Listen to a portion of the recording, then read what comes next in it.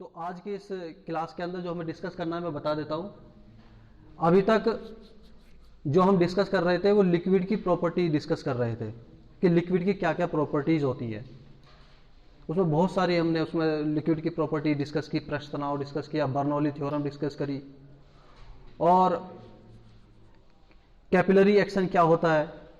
Capillary tube के अंदर liquid की हाइट ऊपर चली जाती है और पारा कैपिलरी ट्यूब में नीचे आ जाता है। अब क्योंकि चैप्टर का नाम है प्रॉपर्टीज ऑफ मैटर, पदार्थों के जो गुण है, पदार्थ में तो लिक्विड भी हो गया, सॉलिड लिक्विड गैस, हमारे तीन पदार्थ होते हैं, सॉलिड लिक्विड गैस। तो इस चैप्टर के अंदर हमें लिक्विड और सॉलिड के बारे में डिस्कस करना है। इससे अगले चैप्टर जो थर्मोडायनामिक का शुरू होगा वहां पर हम गैस की प्रॉपर्टी के बारे में डिस्कस करेंगे। तो यहाँ पर लिक्विड के बारे में तो हमने डिस्कस कर लिया। अब जो हमें डिस्कस करना है वो ठोस की इसकी जो प्रॉपर्टीज होती हैं वो हम डिस्कस करेंगे कि जो ठोस पदार्थ होते हैं उनकी कौन कौन सी प्रॉपर्टीज होती हैं। तो ये कुछ प्रॉपर्टीज हैं जो आज हम डिस्कस करने वाले हैं। इससे अगली क्लास में और भी ठोस की जो प्रॉपर्टीज है वो डिस्कस करेंगे। तो आज जो क्या हमें डिस्कस करना है, देखेंगे कि इलास्टिसिटी क्या होती है, जिसको प्रत्यास्था हम बोलते हैं, ठोस की प्रत्यास्था, इलास्टिसिटी। उसके बाद इलास्टिक लिमिट, जो प्रत्यास्था की सीमा होती है वो क्या होती है उसको समझेंगे। इसके बाद देखते हैं कि परफेक्टली इलास्टिक बॉडी कौन सी होती है और परफेक्टली प्लास्टिक बॉडी कौन सी होती है। जो पूर्ण प्रत्यास्थ जो बॉडीज होती है वे कौन सी होती हैं, और इनको बोलते हैं परफेक्टली प्लास्टिक को पूर्ण सुघट्य बॉडीज होती हैं, ये वे हैं। इसके बाद स्ट्रेस क्या होता है, प्रतिबल जिसको हम हिंदी में बोलते हैं प्रतिबल, तो ये स्ट्रेस उसको समझेंगे। देन स्ट्रेन क्या होता है, विकृति जिसको हम बोल देते हैं, स्ट्रेन। इसके बाद इसमें हुक का नियम आएगा कि हुक्स लॉ क्या होता है। तो हुक्स लॉ के अंदर हम देखेंगे कि ये प्रत्यास्था के लिए क्या है। जैसे स्टोक का नियम था लिक्विड के लिए, हुक्स का नियम लगता है ठोस के लिए, तो वहां पर देखेंगे। और आगे पढ़ेंगे कि मॉडुलस ऑफ इलास्टिसिटी, या जिसको हम कहते हैं प्रत्यास्था गुणांक क्या होते हैं, या कोफिशिएंट ऑफ इलास्टिसिटी क्या होती हैं। तो ये इस क्लास के अंदर ये वाली टॉपिक हम डिस्कस करेंगे आज। ये टारगेट हमारा, और अगली वीडियो में यहां से आगे शुरू करेंगे। ये प्रत्यास्था क्या होती है इसको हम पहले समझते हैं। मान लेते हैं कि हमारे पास कोई बॉडी है और इस पर हम कोई फोर्स अप्लाई करते हैं। हमने फोर्स इस पर अप्लाई किया किसी भी बॉडी पर, और ये फोर्स उस बॉडी में उसके आकृति में परिवर्तन कर देता है।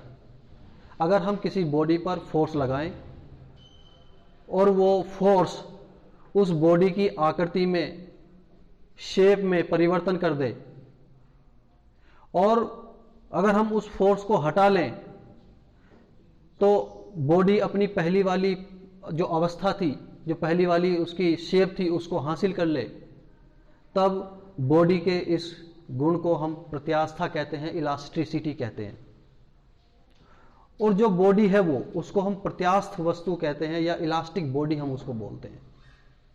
और इस फिनोमिना को क्या बोलते हैं, इस घटना को क्या बोलते हैं, प्रत्यास्था, इलास्टिसिटी।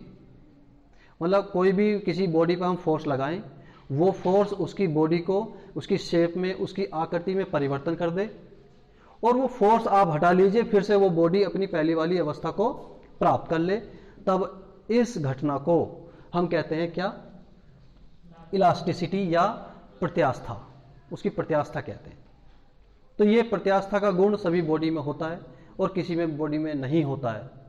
जिन बॉडी के अंदर, जिन पदार्थों के अंदर या जिन वस्तुओं के अंदर अगर हम फोर्स लगा लें और उसकी आकृति को चेंज कर दें, और फोर्स हटाने के बाद वो कंप्लीटली अपनी उसी पोजीशन में आ जाती है, तब ऐसी बॉडी को हम कहते हैं एक तरीके से परफेक्टली इलास्टिक बॉडी।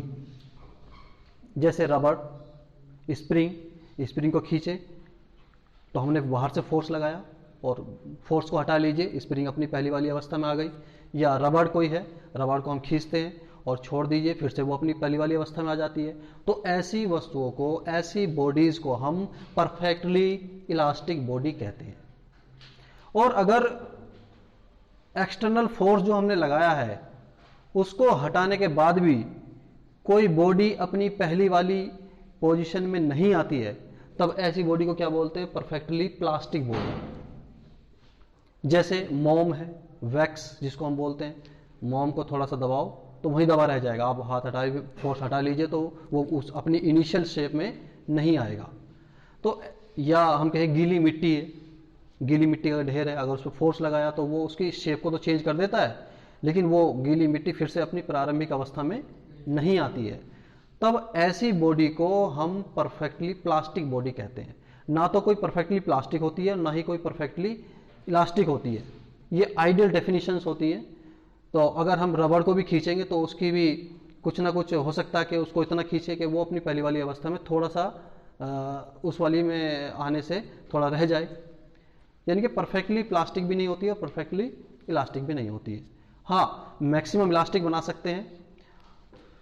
इसके बाद आता है कि इलास्टिक लिमिट क्या होती है, प्रत्यास्था की सीमा। एक ये प्रत्यास्था की सीमा ये है कि अगर किसी बॉडी को आप फोर्स लगाइए और वो, या हम कहें कि किसी स्प्रिंग को आप खींचिए, तो एक लिमिट होती है कि जहां से वो वापस अपनी इनिशियल पोजीशन में आ सकती है। लेकिन अगर एक लिमिट के बाद आपने उसको खींचा तो हो सकता है कि वो अपनी इनिशियल पोजीशन में ना आए। तब ऐसे लिमिट को जहां तक आप उस पर फोर्स लगाएं या किसी स्प्रिंग को खींचे और वो अपने पहली वाली पोजीशन में आ जाए, अगर उससे ज्यादा खींच दिया, वो अपनी पहली वाली पोजीशन में नहीं आती है, तब उस लिमिट को हम प्रत्यास्था की सीमा या लिमिट ऑफ इलास्टिसिटी कहते हैं या इलास्टिक लिमिट कहते हैं। तो इलास्टिक लिमिट क्या होगी कि ये किसी भी बॉडी का एक वो लिमिट है जहां तक वो एक्सटर्नल फोर्स लगाने पर अपनी इनिशियल पोजीशन को प्राप्त कर लेती है, और उससे ज्यादा अगर फोर्स लगा दे तो वो अपनी इनिशियल पोजीशन को प्राप्त नहीं करती है। तो ये लिमिट जो कहलाती है वो इलास्टिक लिमिट कहलाती है। तो ये इलास्टिक लिमिट हुई। और ये इलास्टिक का गुण बॉडी के अंदर आता क्यों है? क्योंकि बॉडी के अंदर अगर हम कहें कि अगर हमने यहाँ पर फोर्स, एक्सटर्नल फोर्स नहीं लगाया, तो बॉडी के अंदर जो मॉलिक्यूल्स होते हैं उनके बीच में जो यहाँ पर फोर्स है, या वो अपनी शेप का या आकृति का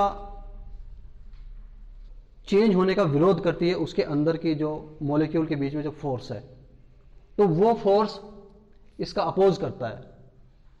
इस फोर्स को कहते हैं हम रेस्टोरिंग फोर्स। ये रेस्टोरिंग फोर्स है। इसी रेस्टोरिंग फोर्स की वजह से कोई इलास्टिक बॉडी अपनी इनिशियल अवस्था में आ जाती है। तो एक्शन एंड रिएक्शन की वजह से ये दोनों इक्वल होते हैं, क्योंकि जितना फोर्स ये होगा उतना ही इक्वल उसको, जो इलास्टिक बॉडी होती हैं तो वो इसके इक्वल होती हैं, और इसी की वजह से वो बॉडी फिर से अपनी इनिशियल अवस्था में आ जाती है। तो ये रेस्टोरिंग फोर्स होता है जो अपने शेप में परिवर्तन होने का अपोज करता है, और इसी रेस्टोरिंग फोर्स की वजह से बॉडी अपनी इनिशियल अवस्था में आ जाती है। इसके बाद ये हमने डिस्कस किया। इसके बाद देखते हैं स्ट्रेस क्या होता है, जिसको हिंदी में हम बोलते हैं प्रतिबल, इसको हम बोलते हैं स्ट्रेस। स्ट्रेस की जो डेफिनेशन है वो ये है, स्ट्रेस फोर्स हमारा होता है, ये फोर्स जो हमने अप्लाई किया, या रेस्टोरिंग फोर्स भी हम कह सकते हैं, क्योंकि ये और ये दोनों बराबर होते हैं। अप्लाइड फोर्स या रेस्टोरिंग फोर्स भी इसमें ले सकते हो, जो उसको अपनी इनिशियल पोजीशन में लाने का प्रयास करता है, वो फोर्स। तो फोर्स या हम कहें restoring force upon area, per unit area जो हम इस पर अप्लाई करते हैं। एक तरीके से जो हमने फोर्स यहां पर लगाया और यहां पर ये एरिया, किसी बॉडी पर जो एरिया हमने वहां पर कंसीडर किया, force per unit area of the body, that is the stress. और स्ट्रेस की यूनिट क्या होगी, फॉर्मूले से पता चल जाएगा, न्यूटन पर मीटर स्क्वायर। या यहां से इसका डायमेंशनल फॉर्मूला फाइंड कर सकते हो, जो उसकी वीमा हम निकालेंगे। तो वीमा क्या होगी, MLT -2 और नीचे L2। तो यहां से इसको हल करेंगे तो देखेंगे यहां से ये ML -1 T -2 यहां से ये निकल के आता है। ML -1 T -2 इसकी वीमा होगी, किसकी, प्रतिबल की। क्योंकि ये एक तरीके से फोर्स अपॉन एरिया, प्रेशर भी इसको हम बोल सकते हैं, तो इसकी यूनिट पास्कल भी हम कहेंगे, पास्कल, क्योंकि जो दाब हमारा होता है उसका भी फॉर्मूला यही होता है। तो दाब और प्रतिबल ये दो फिजिकल क्वांटिटी ऐसी हैं जिनकी यूनिट कैसी है, एक जैसी है, या हम कहें कि उसकी डायमेंशनल फॉर्मूला भी एक जैसा है। अब देखते हैं कि जो स्ट्रेस हमारे हैं ये कितने टाइप के होते हैं। तो स्ट्रेस सबसे पहला एक होगा नॉर्मल स्ट्रेस, नॉर्मल स्ट्रेस,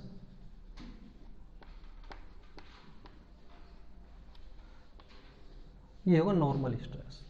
मान लिया यहां पर हम कोई तार ले लेते हैं, वायर ले लेते हैं, ये यहां पर ये वायर हमने इसमें लगाई है ये, और इस पर एक फोर्स हम नीचे को लगाते हैं, ये फोर्स हमने इस पे लगाया, तार को एक ऊपर से इसको फिक्स कर दीजिए और नीचे से इसको तार को एक फोर्स हम इसमें लगाइए, या कोई वायर है या स्प्रिंग कोई है या रबड़ कोई है, उसको खींचने के लिए फोर्स आपने लगाया। स्ट्रेस ये फोर्स इसकी लेंथ को बढ़ा रहा है, तब इसको बोलते हैं हम टेंसाइल स्ट्रेस। इसी में इसको हम टेंसाइल स्ट्रेस भी बोलेंगे, टेंसाइल स्ट्रेस। ये कब होगा? अगर तार पे लगाया फोर्स उसकी लेंथ को बढ़ा रहा है, लेकिन अगर तार पे लगा हुआ फोर्स उसकी लेंथ को घटा रहा है। कंप्रेशन स्ट्रेस भी यहां पर इसको बोलेंगे। तो ये है, अगर कोई फोर्स किसी वायर की लेंथ में ज्यादा चेंज हो रहा है, उसकी लेंथ के अकॉर्डिंग चेंज हो रहा है, तो उसको बोलते हैं नॉर्मल स्ट्रेस। और अगर लेंथ बढ़ रही है देन टेंसाइल स्ट्रेस, अगर लेंथ घट रही है, छोटी हो रही है, फोर्स उसको दबा रहा है, देन कंप्रेशन स्ट्रेस भी इसको हम बोल देते हैं। एक होता है टेंजेंशियल स्ट्रेस।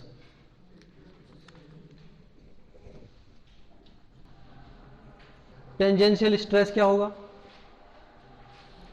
अगर जो फोर्स है वो उसकी लेंथ में ना लग के किसी एक साइड से लगता है, तो उसको टेंजेंशियल स्ट्रेस हम उसको वहां पर बोल देते हैं। ये तो लेंथ के अकॉर्डिंग हुआ। और अगर किसी में साइड से कोई फोर्स लग रहा है उसको हम क्या बोलते हैं? Tangential stress. इसके बाद आता है स्ट्रेन। स्ट्रेन हम देख लेते हैं क्या होता है, जिसको विकृति हम बोलते हैं। इसका होगा change in configuration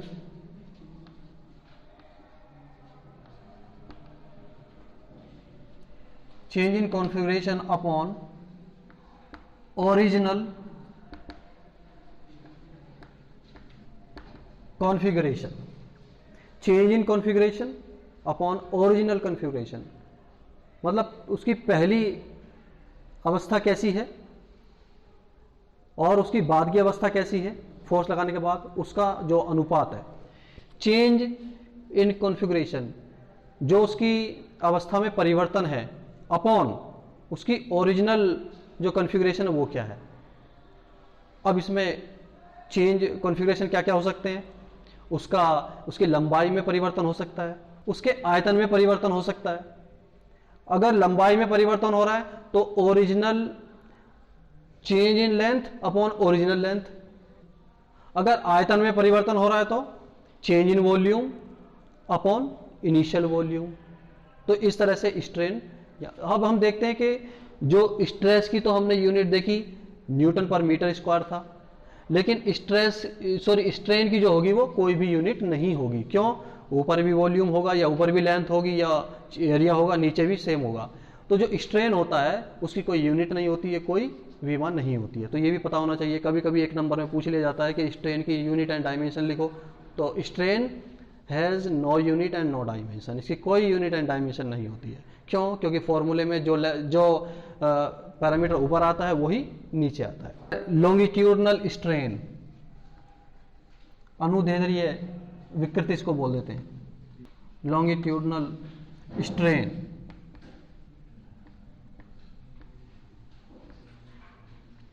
longitudinal strain की जो डेफिनेशन होगी, change in length upon original length. हमने फोर्स लगाया है और फोर्स उसकी लेंथ में परिवर्तन कर रहा है, तो वहां पर जो स्ट्रेन होगा वो होगा लॉन्गिट्यूडनल स्ट्रेन। ये क्या होगा? Change in length upon original length. तो यहां पर ये लॉन्गिट्यूडनल स्ट्रेन हुआ। इसके बाद जो स्ट्रेन का दूसरा नाम है वॉल्यूमेट्रिक स्ट्रेन, आयतन विकृति जिसको हम बोल देते हैं, वॉल्यूमेट्रिक स्ट्रेन। वॉल्यूमेट्रिक स्ट्रेन ये क्या होगा, आयतन में परिवर्तन, डेल्टा वी अपॉन में V, change in volume upon original volume या इनिशियल वॉल्यूम उसका ये। इसके बाद आता है तीसरा शियर स्ट्रेन। शियर स्ट्रेन ये होगा थीटा, इसको बोल देते हैं। ये शियर स्ट्रेन क्या होता है, इसका डायग्राम बना के मैं दिखा देता हूं। अगर हम फोर्स यहां से लगा दें, ऊपर का सरफेस तो इसका हमने फोर्स लगा के आगे खिसकाने की कोशिश की, लेकिन नीचे वाला जो है वो फिक्स है, तब ये यहां से जो एंगल होता है that is the shear strain. ये शियर स्ट्रेन इसको बोलते हैं इस तरह से। यानी कि अगर कोई बुक मैं ये ले लूं, इस पर थोड़ा सा ध्यान दें, इसका नीचे वाला फिक्स है और इसको थोड़ा सा यह वाले को खिसकाओ आगे को, तो ऐसी बन जाती है। पहले ऐसी थी, अब ऐसी बन गई। नीचे वाला सरफेस फिक्स है, तो इसको क्या बोलते हैं हम, शियर स्ट्रेन। इस तरह से चलिए आते हैं कि इसमें ठोस की जो प्रॉपर्टीज है उससे संबंधित जो हमारा हुक्स का नियम है वो क्या होता है।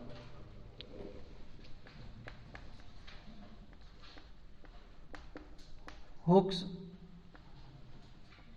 लॉ क्या है उसको समझ लेते हैं।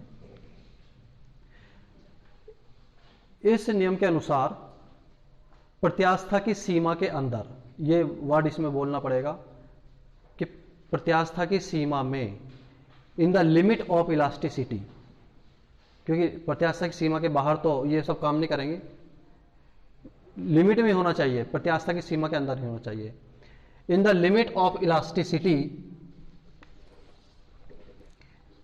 Stress is directly proportional to strain. ये हुक का यहां पर स्टेटमेंट है, क्या है कि in the limit of elasticity stress is directly proportional to strain, यानी कि जो प्रतिबल है वो विकृति के अनुक्रमानुपाती होता है। और जब ये प्रोपोर्शनल साइन हम यहां से हटाते हैं तो स्ट्रेस इज इक्वल टू एक कांस्टेंट आता है, उसको बोलते हैं हम ई, और इनटू में स्ट्रेन, जहां पर ई एक कांस्टेंट है और इस कांस्टेंट को हम बोलते हैं प्रत्यास्था गुणांक, मॉडुलस ऑफ इलास्टिसिटी। प्रत्यास्था गुणांक हम इसको कहते हैं, या मॉडुलस ऑफ इलास्टिसिटी इसको बोलते हैं। E is equal to stress upon strain, जहां पर ई एक नियतांक है और इस नियतांक को हम प्रत्यास्था गुणांक बोलते हैं, या मॉडुलस ऑफ इलास्टिसिटी हम इसको बोलते हैं। और प्रत्यास्था गुणांक की यूनिट क्या होगी, जो स्ट्रेस की यूनिट होगी, क्योंकि स्ट्रेन की तो कोई यूनिट है ही नहीं है। अगर ये पूछा जाए कि मॉडुलस ऑफ इलास्टिसिटी की यूनिट और बीमा लिखिए, तो जो स्ट्रेस की है, जो प्रतिबल की है, वो ही लिखेंगे, क्यों, स्ट्रेन की तो कुछ है ही नहीं है। अभी देखा हमने स्ट्रेन लेंथ अपॉन लेंथ आएगा, वॉल्यूम अपॉन वॉल्यूम आएगा, तो इस तरह से, तो इसकी कोई यूनिट यहां पर नहीं होगी। तो ये ठोस के संबंध में या प्रत्यास्था के संबंध में हुक का यहां पर नियम हो गया। अब यहां पर जो हमारे ई जो मॉडुलस ऑफ इलास्टिसिटी है, प्रत्यास्था गुणांक है, वे तीन टाइप के होते हैं। पहला यंग प्रत्यास्था गुणांक जिसको हम बोलते हैं, तो पहला है यंग्स मॉडुलस, उसको समझ लेते हैं। यंग्स मॉडुलस, तो यंग प्रत्यास्था गुणांक, इसको हम y से डिनोट करते हैं, यंग प्रत्यास्था गुणांक को y से। और जो इसकी परिभाषा होती है वो यहां पर स्ट्रेस अपॉन स्ट्रेन यहां पर हम लिखेंगे। और यहां पर स्ट्रेस कौन सा होगा, that is the normal strain, normal stress. Normal stress means जब हम लेंथ में फोर्स लगाकर परिवर्तन करते हैं, तो इसकी डेफिनेशन होगी normal stress upon strain. Normal stress क्या होगा यहां पर, फोर्स अपॉन एरिया, और स्ट्रेन यहां पर क्या होगा, क्योंकि नॉर्मल स्ट्रेन से, नॉर्मल स्ट्रेस से उसकी लंबाई में परिवर्तन होता है, तो डेल्टा एल अपॉन एल, ये हो गया उसकी विकृति स्ट्रेन, और ये हो गया उसका stress, normal stress, force upon area. अब उसमें एरिया कौन सा होगा?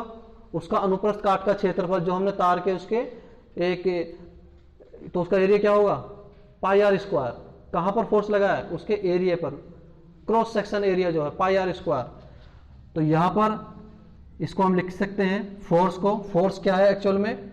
एक mg, वेट हम उस पर लटकाएंगे, वो उसका भार के बराबर होगा mg। तो यहां पर mg अपॉन एरिया क्या होगा? पाई आर स्क्वायर। यहां पर ये उसकी चेंज इन लेंथ, इसको ऐसे रखेंगे, डेल्टा एल अपॉन में एल, या यहां से फॉर्मूला बनेगा mg capital L upon pi r square delta L. तो ये यहां से यंग्स मॉडुलस का फॉर्मूला निकल के आता है, न्यूमेरिकल भी पूछ लिया जाता है इस पे। तो यंग्स मॉडुलस y को हम इस तरह से परिभाषित करते हैं, उसका फॉर्मूला ये होता है। इसके बाद जो मॉडुलस आता है वो आता है बल्क मॉडुलस, आयतन प्रत्यास्था गुणांक जिसको हम बोल देते हैं, बल्क मॉडुलस।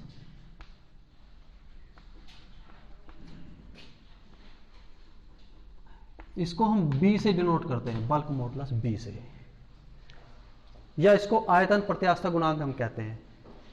यानी कि यहां पर जो परिवर्तन होता है वो उसके आयतन में परिवर्तन होता है। यहां पर हम ये वॉल्यूमेट्रिक स्ट्रेन यहां पर लेते हैं, ये वाला, और इसमें जो फोर्स लेंगे वो एक तरीके से प्रेशर स्ट्रेन भी हम वहां पर, प्रेशर स्ट्रेस भी उसको कह सकते हैं, या नॉर्मल स्ट्रेस भी हम कह सकते हैं।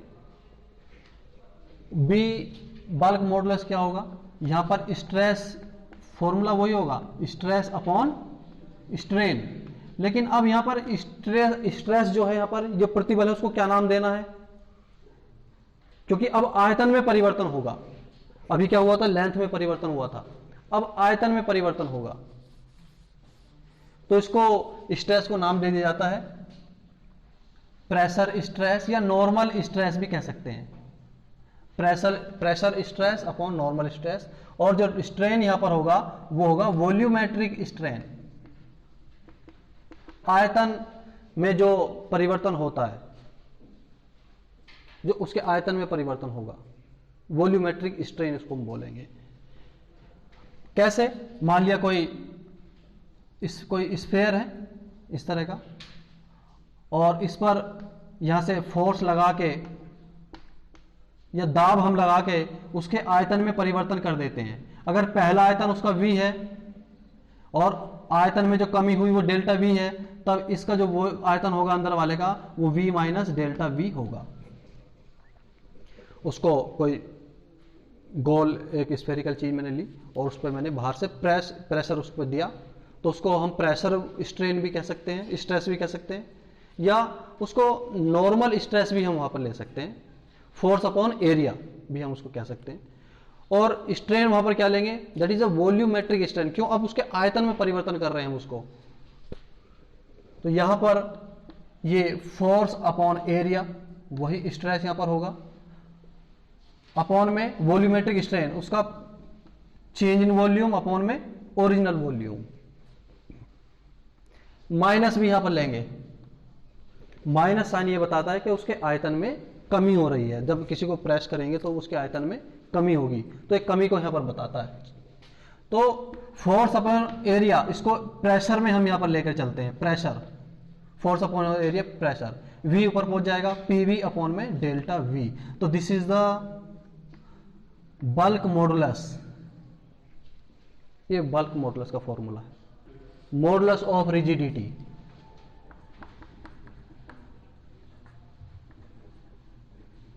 मॉडुलस ऑफ रिजिडिटी, ये ईटा से इसको डिनोट करते हैं। अब इसकी जो डेफिनेशन होगी वो क्या होगी? Tangential stress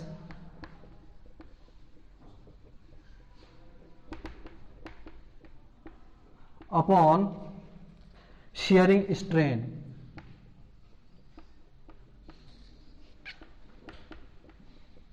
shearing strain।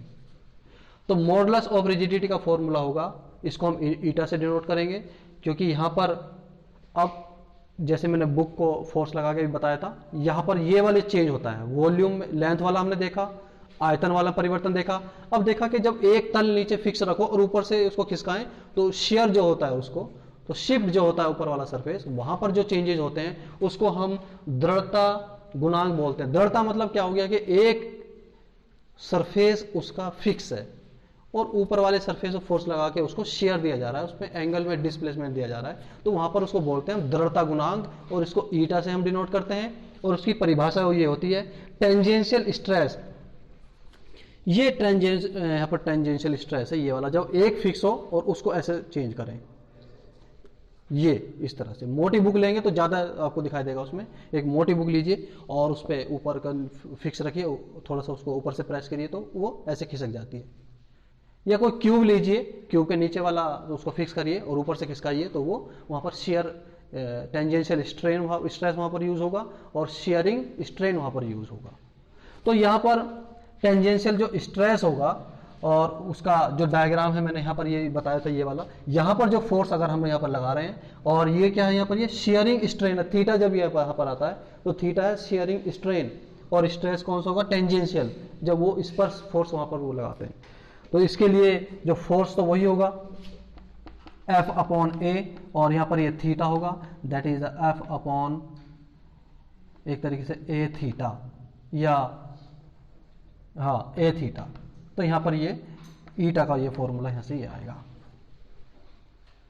तो ये चीजें आज इस क्लास के अंदर हमें डिस्कस करनी थी, यहाँ से आगे अगली क्लास में डिस्कस करेंगे।